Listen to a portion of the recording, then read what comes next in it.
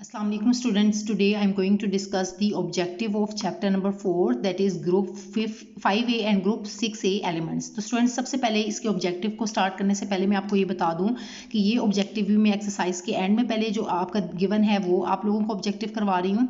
उसके बाद जो हमारे पास टॉपिक वाइज MCQs होंगे इस चैप्टर से रिलेटेड तो वो मैं बाद में आप लोगों को सॉल्व करवाऊंगी। तो अब स्टूडेंट्स स्टार्ट लेते हैं। तो सबसे पहले तो आप लोगों ने अंडरस्टैंड करना है कि group 5A and group 6A के कौन से एलिमेंट्स हैं। जब हम इनको पहले लिख लेंगे तो बाद में आप लोगों को इनसे रिलेटेड जितने भी MCQs होंगे उनको सॉल्व करने में काफ़ी आसानी होगी। तो स्टूडेंट्स ग्रुप 5A के जो मेंबर्स हैं वो आपको पता होने चाहिए कि नाइट्रोजन है, फॉस्फोरस है, ना पी ऐसा शरबत, आप इस तरह से इसको याद रख सकते हैं। ठीक है, आर्सेनिक हो गया और स्टिबियम हो गया और बिस्मिथ हो गया। ठीक है, ये आपने इस तरह से याद कर लिया, nitrogen, phosphorus, arsenic, stibium and bismuth. तो स्टूडेंट्स मैं एक दफ़ा दोबारा से रिपीट कर देती हूँ। क्या है आपका जो फर्स्ट एलिमेंट है नाइट्रोजन, फिर फॉस्फोरस है, फिर आर्सेनिक है, फिर एंटीमनी, इसको हम एंटीमनी भी बोलते हैं। ठीक है, SV को एंटीमनी है, और उसके बाद जो है ये बिस्मथ है। तो ये एलिमेंट्स हो गए आपके ग्रुप 5A के मेंबर्स हैं। इसके बाद जो ग्रुप 6A के मेंबर्स हैं वो ऑक्सीजन है, फिर सल्फर है। तो इसको याद करने के लिए तरीका मैं आपको बता देती हूँ, जिस तरह से मैंने इसका बताया कि ना पी ऐसा शरबत। ठीक है, ये होता है आपका ग्रुप 5A के मेंबर्स हैं। इसी तरह ग्रुप 6A के मेंबर्स में आप इसको याद कैसे करेंगे, ओ ससी ते पुन्नू, ओ ससी, ससी में एस सल्फर है और एस जो है वो सिलीनियम है।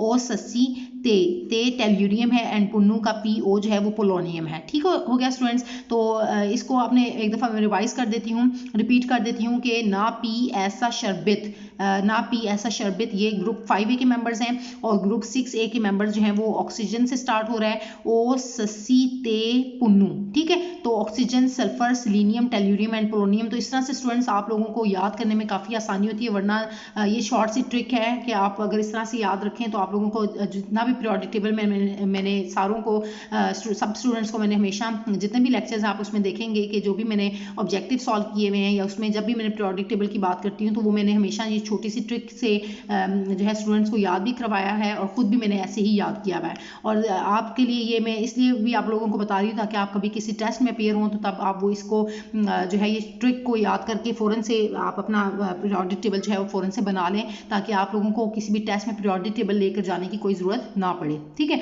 या ज़्यादातर तो आपने देखा है कि टेस्ट में भी जो है वो आप लोगों को पीरियोडिक टेबल रखने की इजाज़त नहीं होती है। ठीक है स्टूडेंट्स, तो एक तो ये बात होगी और दूसरा ये भी आप इस तरह से याद रखें कि ग्रुप 5A का जो फर्स्ट मेंबर है वो नाइट्रोजन है। ठीक है, और ग्रुप 6A का जो मेंबर है वो ऑक्सीजन है। तो आप इस तरह से भी याद रख सकते हैं कि जैसे मैंने आपको बताया था कि जो आपका ग्रुप 3 होता है, ग्रुप 3 में वो बोरॉन होता है और उसके बाद जो है ग्रुप 4, ये 3 का मेंबर है बोरॉन और ग्रुप 4 का मेंबर जो है वो कार्बन है। तो इस तरह से मैंने स्टूडेंट्स को याद करवाया था कि आप याद रखें कि B के बाद आता है C। ठीक है, तो ग्रुप 3 का पहला एलिमेंट B है, B के बाद नेक्स्ट वाला जो होगा 4 वाला आपको खुद ही याद हो जाएगा कि वो C है। इसी तरह नाइट्रोजन जो है ग्रुप 5 का वो नाइट्रोजन है, तो N के बाद क्या आता है, O आता है। तो इस तरह से आप याद रख सकते हैं कि इसका नेक्स्ट मेंबर क्या होगा, O होगा, मतलब ऑक्सीजन होगा। ठीक है स्टूडेंट्स, तो इस तरह से आप लोगों को याद करने में आसानी होगी। तो ये तो हमने जस्ट ग्रुप मेंबर्स देखे हैं, ग्रुप में ग्रुप 5A के और 6A के एलिमेंट्स देखे हैं। ठीक है स्टूडेंट्स,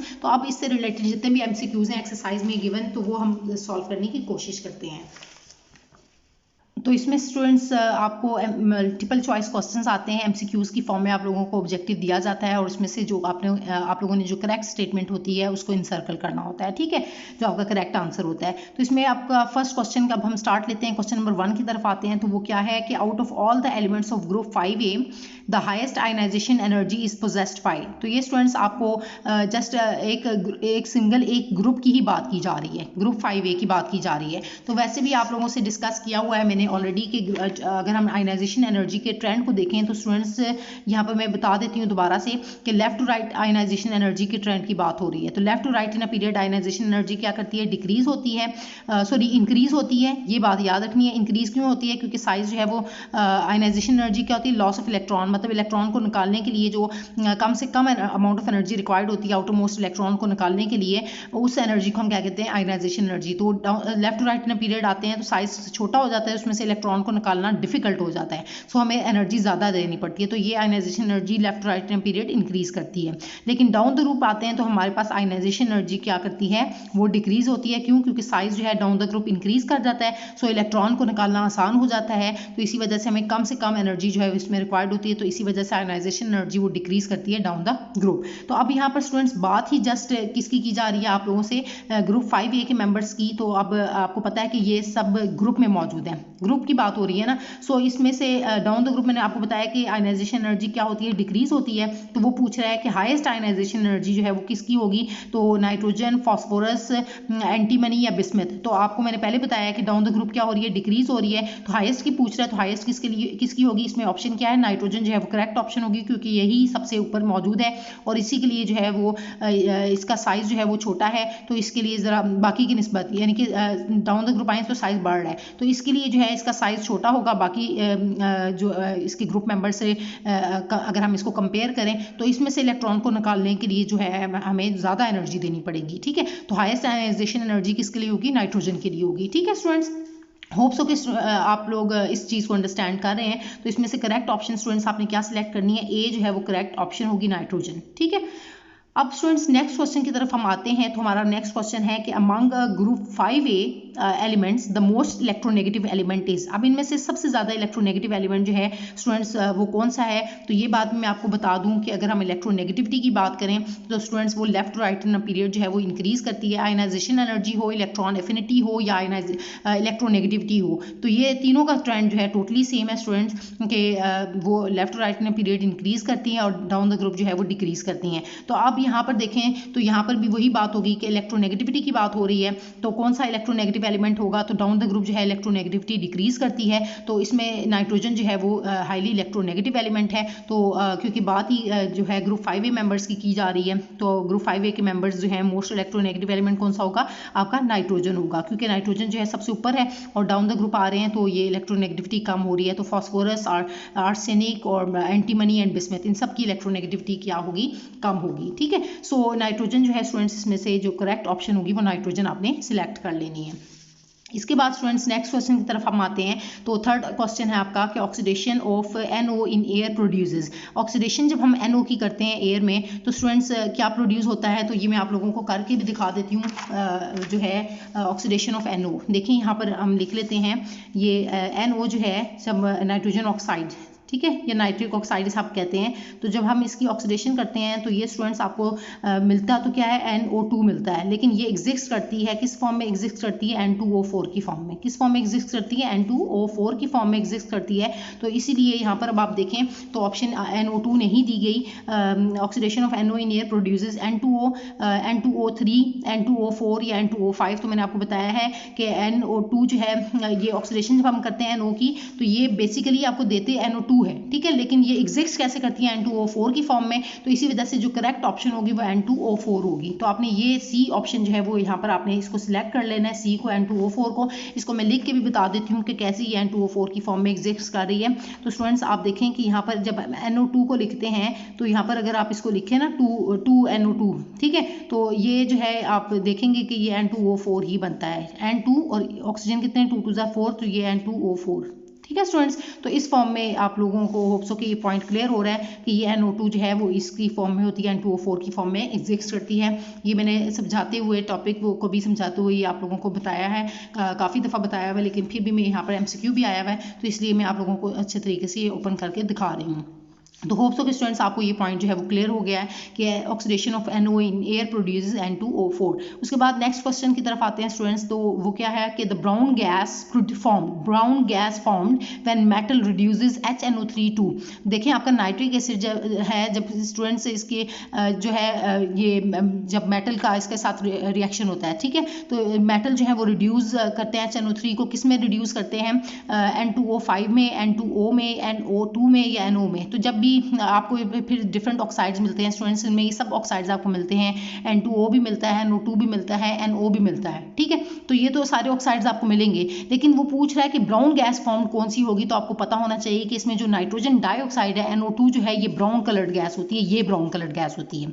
बाकी ऑक्साइड्स भी जो है वो प्रोड्यूस होते हैं, लेकिन ये जो है आपकी वो बात ही ब्राउन गैस फॉर्म की कर रहा है। तो ब्राउन गैस इनमें से कौन सी होती है, NO2 नाइट्रोजन डाइऑक्साइड जो है ये ब्राउन कलर्ड गैस है। तो आपने इसमें से ऑप्शन कौन सी वाली सिलेक्ट कर लेनी है, ये चार्ली जो है ये आपकी करेक्ट ऑप्शन होगी। सो NO2 is the correct option, ये आपने सिलेक्ट करनी है इसमें से। उसके बाद नेक्स्ट क्वेश्चन है हमारे पास, फिफ्थ क्वेश्चन है कि laughing gas is chemically, laughing gas क्या होती है, डाई नाइट्रोजन ऑक्साइड को कहते हैं, N2O को, ठीक है। तो N2O यहाँ पर ऑप्शन देखें कि ए ऑप्शन दे रहा है NO, सेकंड जो दे रहा है N2O, और थर्ड NO2, और फोर्थ जो है वो डी ऑप्शन है N2O4। तो अब आप देखें कि बी जो है वो करेक्ट ऑप्शन है, N2O dinitrogen oxide is also called as laughing gas, क्योंकि इससे हिस्टोरिकल लॉफर स्टार्ट हो जाता है। लॉफ्टर आप बहुत ज़्यादा हंसते हैं, अगर इसको स्प्रे किया जाए तो बहुत ज़्यादा वैसे ही बगैर किसी रीज़न के जो है हंसने लग जाते हैं लोग, तो इस वजह से इसको लॉफिंग गैस कहा जाता है। और इसका फॉर्मूला जो है केमिकली इसको हम कैसे रिप्रेजेंट करते हैं, N2O से रिप्रेजेंट करते हैं। डाई नाइट्रोजन ऑक्साइड भी इसको अक्सर लिखा जाता है, तो उस फॉर्म में आई या N2O की फॉर्म में आए तो आप लोग फ़ौरन से इसको जो है इंसर्कल करेंगे। तो उसके बाद नेक्स्ट क्वेश्चन की तरफ आते हैं students. Out of all the elements of group 6A, अब 6A की बात स्टार्ट हो गई है।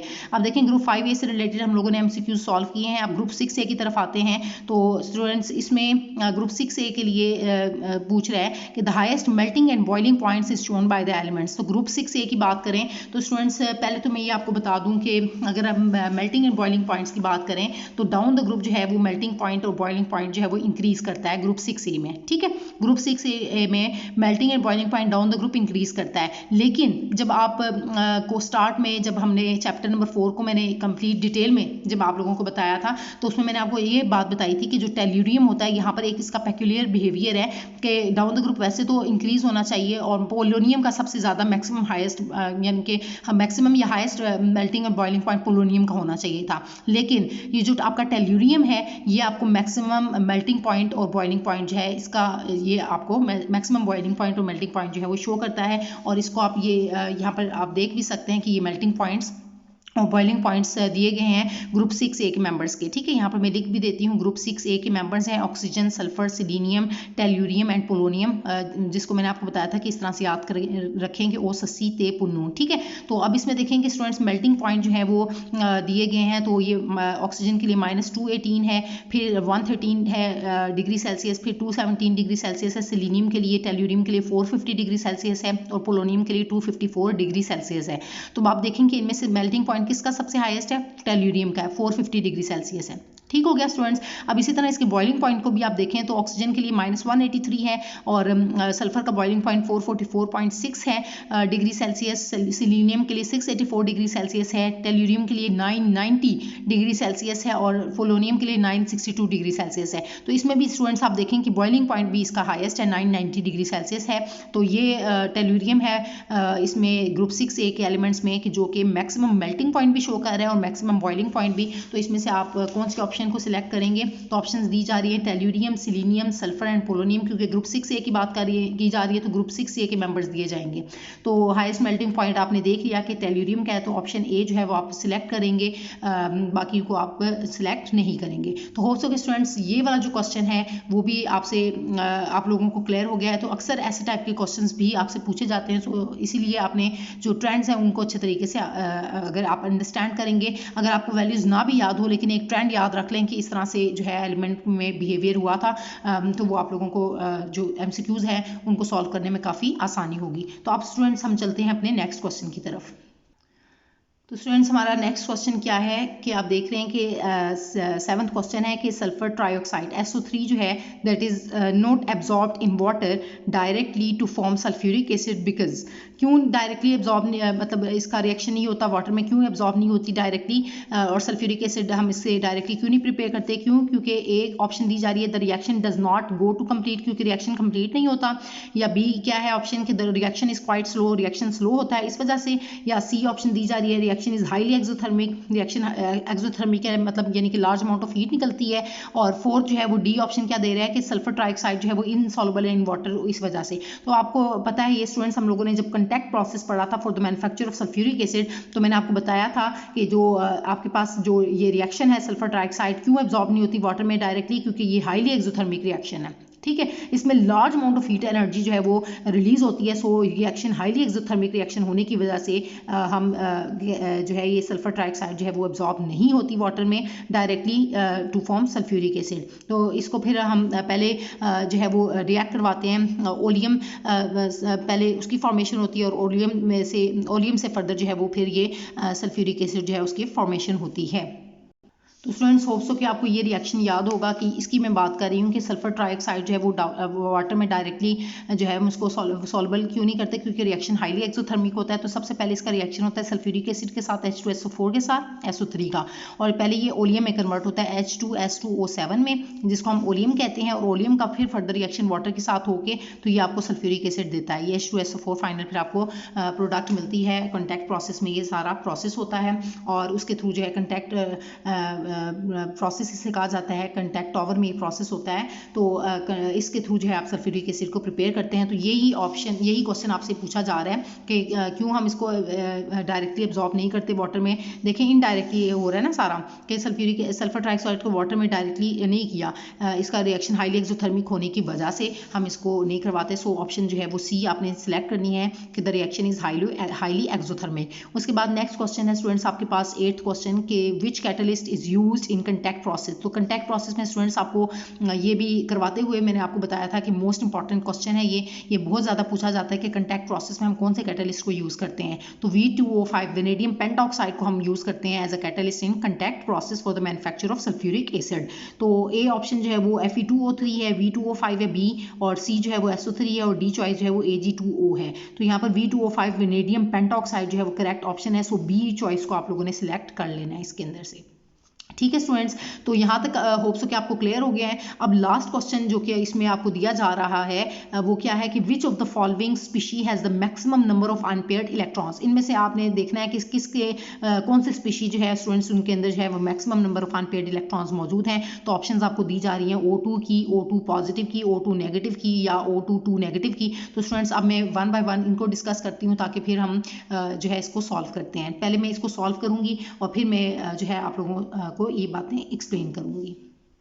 तो यहाँ पर आप स्टूडेंट्स देखें कि maximum number of unpaired electrons की बात करनी है। तो आप स्टूडेंट्स यहाँ पर हम MOT डायग्राम की तरफ जाएंगे। तो ये आप लोगों ने पढ़ी है मॉलिक्यूलर ऑर्बिटल एनर्जी डायग्राम। अगर नहीं पढ़ी तो स्टूडेंट्स मैं यहाँ पर दोबारा से इस क्वेश्चन को सॉल्व करने के लिए बता देती हूँ, लेकिन इसको मैंने जो है वो आपके जो लेक्चर सीरीज़ हैं MOT डायग्राम कंप्लीट जो है उससे रिलेटेड अगर आप मज़ीद जानना चाहते हैं तो स्टूडेंट्स वो प्ले लिस्ट में आप जाके केमिकल बॉन्डिंग वाले चैप्टर में आप जाके ये कंप्लीट इसके बारे में डिस्कशन देख सकते हैं, ठीक है। तो स्टूडेंट्स यहाँ पर जस्ट इस क्वेश्चन को सॉल्व करने की बात हो रही है तो मैं जस्ट इसकी तरफ आऊँगी। तो यहाँ पर देखें कि O2 की पहले बात हम करेंगे। तो O2 के लिए MOT डायग्राम हम बना लेते हैं, ठीक है। तो ऑक्सीजन जो है यहाँ पर जस्ट इसकी इलेक्ट्रॉनिक कन्फिग्रेशन करें तो 1s2 2s2 and 2p4 बनती है। तो ये आप देखें कि ऑक्सीजन की इनर तो सबकी सेम है, तो इस पर मैं नहीं जाऊँगी, जस्ट 2p4 यानी कि p ऑर्बिटल वाली की बात करेंगे। तो p में कितने इलेक्ट्रॉन्स हैं, 4 हैं। तो फर्स्ट ये हुआ, सेकेंड इलेक्ट्रॉन, थर्ड इलेक्ट्रॉन और फोर्थ इलेक्ट्रॉन भी इसी तरह हमने डाल दिया। ये 2px में आ जाएगा, 2px यहाँ पर 2py कर लें और इससे नेक्स्ट जो है ये भी 2pz कर लें। ये वाला आपका 2pz हो गया, इधर भी आप करें 2px 2py और इसी तरह से यहाँ पर भी 2pz। तो इस वाले भी ऑक्सीजन में भी कितने इलेक्ट्रॉन्स होंगे, 4, क्योंकि O2 की बात हो रही है ना, O2 मॉलिक्यूल फर्स्ट ऑप्शन जो है वो O2 मॉलिक्यूल है। तो एक ऑक्सीजन की इलेक्ट्रॉनिक कन्फिग्रेशन करेंगे और दूसरे की भी सेम है, तो इसी वजह से हमने इसके अंदर भी 4 इलेक्ट्रॉन्स इस तरह से रख देने हैं, ठीक है स्टूडेंट्स। 1 2 3 और ये चौथा इलेक्ट्रॉन इस तरह से आ गया। अब देखें स्टूडेंट्स की आपके पास इसमें भी 4 ये इलेक्ट्रॉन्स है और 4 ये इलेक्ट्रॉन्स है, तो 8 इलेक्ट्रॉन्स है। तो पहले हम इनको बॉन्डिंग मॉलिक्यूलर ऑर्बिटल्स को फिल करेंगे। तो 2 इलेक्ट्रॉन्स ये हो गए, 2 3 4 5 और ये 6 हो गए, और फिर 7 और 8 2 इलेक्ट्रॉन्स जो अनपेयर्ड फॉर्म में ऊपर जाएंगे। अब देखें कि उसने पूछा था कि maximum number of unpaired electrons कितने हैं। तो यहाँ पर इस केस में O2 मॉलिक्यूल के अंदर जो है वो कितने आ रहे हैं, 2 आ रहे हैं। देखिए यहाँ पे ये 1 ये है और दूसरा ये है, ठीक है। 2 अनपेयर्ड इलेक्ट्रॉन्स जो हैं वो इसमें मौजूद हैं। तो आप यहाँ पर लिख देंगे 2 अनपेयर्ड इलेक्ट्रॉन्स। इस केस में हमने देखा कि 2 अनपेयर्ड इलेक्ट्रॉन्स जो हैं वो मौजूद हैं। अब नेक्स्ट ऑप्शन जो है स्टूडेंट्स वो आपको क्या दी जा रही है, O2 में हमने देखा कितने हैं, 2 हैं, ठीक है, 2 अनपेयर्ड इलेक्ट्रॉन्स हैं। अब O2 पॉजिटिव में देख लेते हैं। तो स्टूडेंट्स इसी तरह आप O2 पॉजिटिव, इसी को भी हम चेंज करके जा सकते हैं, कर सकते हैं, लेकिन नेक्स्ट वाले में अब आप देख लें कि एक को हम O2 पॉजिटिव का क्या मतलब है। O2 पॉजिटिव का मतलब है कि एक ऑक्सीजन एटम जो है, 2 ऑक्सीजन एटम है, ठीक है, 2 ऑक्सीजन एटम है, 2 O2 कितने हैं, 2 है ना, एक ऑक्सीजन ये, दूसरा ऑक्सीजन ये, लेकिन एक के ऊपर पॉजिटिव चार्ज है, एक ऑक्सीजन के ऊपर पॉजिटिव चार्ज है, मतलब एक इलेक्ट्रॉन उसमें से लूज हुआ है। मतलब क्या है कि एक में 3 इलेक्ट्रॉन्स हैं और दूसरे वाले ऑक्सीजन में पूरे 4 इलेक्ट्रॉन्स हैं, ठीक है स्टूडेंट्स। इस तरह से याद रखना है आपने कि अब इसमें से एक इलेक्ट्रॉन निकला तो इसमें 2p में 2p4 नहीं रहेंगे बल्कि 2p3 हो जाएंगे, मतलब p ऑर्बिटल में 3 इलेक्ट्रॉन्स, ठीक है स्टूडेंट्स। तो यहाँ पर आपने एक इलेक्ट्रॉन डाला, दूसरा और ये तीसरा, तो ये O पॉजिटिव है, ठीक है, जिसमें से एक इलेक्ट्रॉन लूज हुआ है। तो वैसे तो P2p में कितने इलेक्ट्रॉन्स थे, 4 थे ना स्टूडेंट्स। तो यहाँ पर अब आपने एक इलेक्ट्रॉन लूज किया तो p ऑर्बिटल में अब कितने इलेक्ट्रॉन रह गए हैं, 3 रह गए हैं। तो इस तरह से ये O पॉजिटिव और दूसरा जो है वो O ही होगा, ऑक्सीजन एटम। तो इसमें तो आपने 4 इलेक्ट्रॉन्स ही मेंशन करने हैं। तो 1 2 3 और ये चौथा इलेक्ट्रॉन आपने डाल दिया। तो ये 2px है, ये मैं बार बार नहीं लिख रही, 2px 2py एंड 2pz, ये आप अंडरस्टैंड होप्स के कर रहे हैं कि 2px 2py और 2pz आपने इस तरह से ऑर्बिटल लिख देना है, ठीक है स्टूडेंट्स। तो 3 ये और 4 ये इलेक्ट्रॉन्स, तो ये टोटल कितने बन जाएंगे, 7 इलेक्ट्रॉन्स बन जाएंगे। 3 और 4 7 इलेक्ट्रॉन्स, तो आप सॉरी कितने बन रहे हैं, 4 5 6 7, हाँ 7 इलेक्ट्रॉन्स ही बन रहे हैं, ठीक हो गया। तो अब आपने पहले बॉन्डिंग को फिल करना है। तो ये आप कैसे फिल करेंगे, 2 इलेक्ट्रॉन्स ये हो गए, तीसरा चौथा और ये फिर पांचवा और ये छठा, और एक इलेक्ट्रॉन स्टूडेंट्स अनपेयर्ड इलेक्ट्रॉन ऊपर चला जाएगा। 7 इलेक्ट्रॉन्स इस तरह से आपने रख देने हैं। तो यहाँ पर कितने अनपेयर्ड इलेक्ट्रॉन है, 1 अनपेयर्ड इलेक्ट्रॉन है, ठीक है स्टूडेंट्स। तो यहाँ पर आपने इसको मेंशन कर दिया 1 अनपेयर्ड इलेक्ट्रॉन। तो ये आपने यहाँ पर चॉइस दे देनी है कि O2 पॉजिटिव में कितने अनपेयर्ड इलेक्ट्रॉन है, 1 अनपेयर्ड इलेक्ट्रॉन है। अब O2 नेगेटिव की तरफ आते हैं। तो अब यहाँ पर पॉजिटिव था, मतलब एक इलेक्ट्रॉन को लूज किया था, इसमें O2 नेगेटिव में क्या होगा, एक इलेक्ट्रॉन को गेन कर लेना है। तो स्टूडेंट्स इसी की तरफ हम नेक्स्ट कर लेते हैं कि O2 नेगेटिव में क्या होगा कि इसके ऊपर पॉजिटिव की जगह एक यहाँ पर आप क्या कर देंगे, नेगेटिव कर देंगे। तो नेगेटिव का मतलब है एक इलेक्ट्रॉन गेन कर लिया है, ठीक है, ऑक्सीजन ने एक इलेक्ट्रॉन गेन कर लिया है। तो अब कैसे आप इसको रिप्रेजेंट करेंगे, बल्कि ऐसा करें कि इसको सेम रहने थे। मैं नेक्स्ट इसके लिए चली जाती हूँ, नेक्स्ट डायग्राम की। O2 पॉजिटिव या एज इट इज़ रहने थे ताकि आपको कन्फ्यूजन ना हो। अब ये देखें, यहाँ पर हम कर लेते हैं कि ये 2px हो गया, 2py हो गया और 2pz हो गया। इसी तरह 2px ये हो गया, 2py हो गया और 2pz हो गया। और O2 नेगेटिव का मतलब क्या है कि 2 ऑक्सीजन एटम्स हैं, एक के ऊपर नेगेटिव है, बाकी के ऊपर बाकी एज इट इज़ है, ठीक है। तो उसकी 2p4 ही होगा, ठीक है। तो इसमें से नेगेटिव का मतलब है इसने एक इलेक्ट्रॉन गेन कर लिया है, ठीक हो गया स्टूडेंट्स। तो अब ये कैसे, जो O नेगेटिव वाला है यहाँ पर मैं लिख देती हूँ O नेगेटिव वाला, और ये दूसरा वाला जस्ट ऑक्सीजन एटम है। इस तरह से आप मेंशन कर लें कि ये ऑक्सीजन नेगेटिव वाले की और ये ऑक्सीजन जब सिंपल वाले की इलेक्ट्रॉनिक कन्फिग्रेशन आपने लिख दी। तो यहाँ पर नेगेटिव वाले ने एक इलेक्ट्रॉन और गेन किया, तो वैसे 2p4 थे, अब क्या होंगे 2p5, यानी कि p में ऑर्बिटल में 5 इलेक्ट्रॉन्स होंगे। तो 1 2 3 और ये 4 और ये 5 इलेक्ट्रॉन्स आपने इसमें रख दिए। और ऑक्सीजन जो सिंपल है ऑक्सीजन एटम, इसमें 4 इलेक्ट्रॉन्स हैं, 2p4 इलेक्ट्रॉन्स। तो आपने देखा कि 1 2 3 और ये 4, तो आप इनको टोटल काउंट करें तो 5 ये और 4 ये, तो कितने बनते हैं स्टूडेंट्स, 9 इलेक्ट्रॉन्स। तो आपने कैसे इनको रखना है, पहले बॉन्डिंग वाले को, फिर एंटी बॉन्डिंग में जाना है।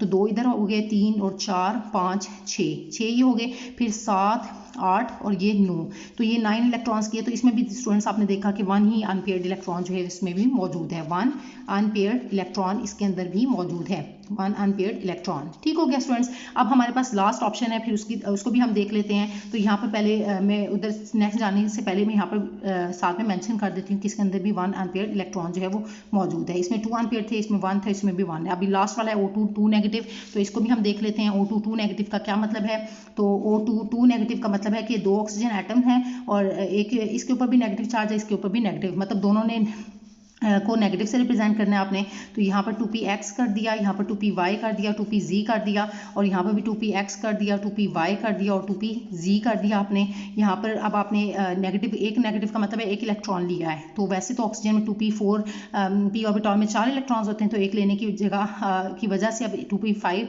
मतलब 5 इलेक्ट्रॉन्स हो गए। तो 1 2 3 और 4 ये हो गया 5वां इलेक्ट्रॉन, ये आपने मेंशन कर दिया। इसी तरह नेक्स्ट वाला भी आपका O नेगेटिव है, तो इसको भी O नेगेटिव लिख लें, इस वाले को भी O नेगेटिव लिख लें। तो ये आपके पास रिजल्टिंग जो बनेगा वो O2 2 नेगेटिव बनेगा। इस तरह से आप इसको स्टूडेंट्स मेंशन करते हैं। ये MOT डायग्राम कंप्लीट डिटेल में मैंने बताई हुई है, यहाँ पर जस्ट MCQ को सॉल्व कर रहे हैं, तो मैं इसीलिए ज़रा जल्दी में बना रही हूँ, तो गंदा आपको फील हो रहा होगा, लेकिन आपका जो मेन टॉपिक है वो ये कि मेन कंसर्न है वो आपको अंडरस्टैंड करना है, ठीक है।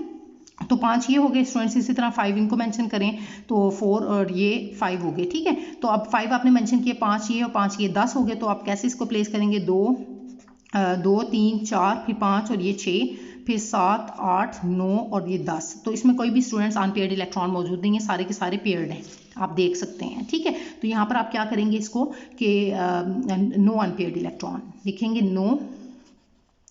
नो अनपेयर्ड इलेक्ट्रॉन प्रेजेंट, ठीक है। सो आपने देखा कि हमारा क्वेश्चन क्या था कि maximum number of unpaired electrons किसके अंदर मौजूद हैं, तो इसमें तो कोई भी नहीं है, तो आप लिख देंगे नो।